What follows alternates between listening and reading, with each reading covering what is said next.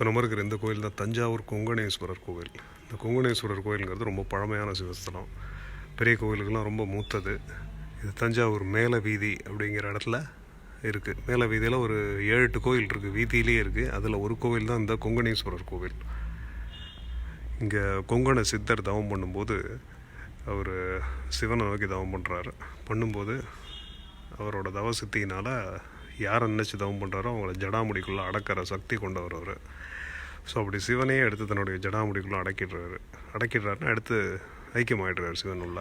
So அதை பார்த்து உலகம் நிற்கிற மாதிரி ஆகி எவ்வளவோ தவத்தை கலைக்க பார்க்குறாங்க. இந்திரர்கள்லாம் வராங்க, ஒன்றும் பண்ண முடியல. அப்புறம் சப்த ரிஷிகள் முனிவர்கிட்ட என்ன பண்ணலான்னு கேட்கும்போது சப்த ரிஷிகளும் ஒரு வருஷத்துக்கு இங்கே சிவ பூஜை பண்ணினா விட்டுறேன் அப்படிங்கிறாரு. முனிவர்களுக்கு ஒரு வருடம்ங்கிறது அவங்களுக்கு ஒரு நாள். அதனால் அவங்க எல்லாரும் ஆளுக்கு ஒரு லிங்கத்தை பிரதிஷ்டை பண்ணி அவங்க பூஜை பண்ணி இந்த சப்த ரிஷிகளும் இங்கே சுவாமி பின்னாடி இங்கே கொங்கணேஸ்வரர் சித்தர் கிட்டக்க இருக்காங்க. ஸோ அந்த மாதிரி ஒரு சிறப்பான வரலாறு கொண்டது தான் இந்த கொங்கணேஸ்வரர். இப்போ நம்ம பார்க்குற அந்த என்க்ளோஜருக்குள்ளே தான் அங்கே தான் இருக்கார் கொங்கணேஸ்வரர்.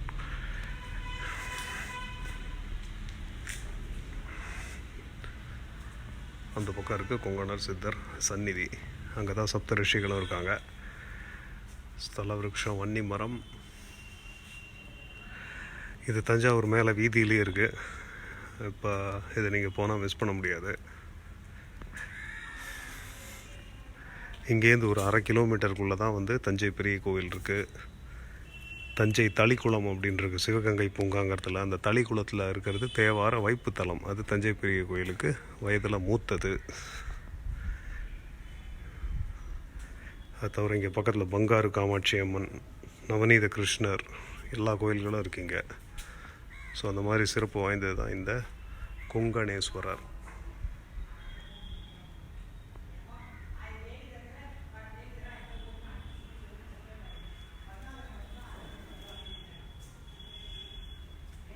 இங்கே பல விசேஷமான சன்னதியெல்லாம் இருக்குது. பஞ்சலிங்கம் அப்படின்னு ஒன்று இருக்குது. நீங்கள் பார்க்குறது தான் பஞ்சலிங்கம். அஞ்சலிங்கம் இருக்குது. பக்கத்தில் இருக்கிறதுக்கு பேர் ஏகலிங்கம். இது கஜலக்ஷ்மி. இது சதாசிவலிங்கம்.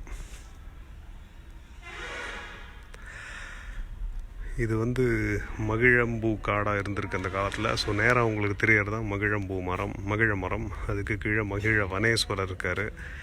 இப்போ நீங்கள் பார்க்குற இந்த சந்நிதி ஜுவரஹரேஸ்வரர் மற்றும் காளஹஸ்தீஸ்வரர் சந்நிதிகள்.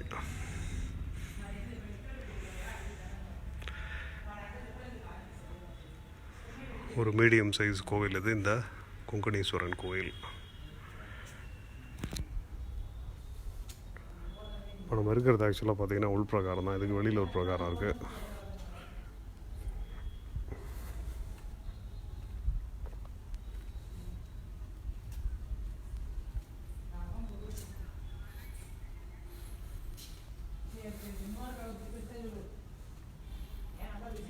இதுதான் மகிழ மரம், மகிழ வனேஸ்வரர்.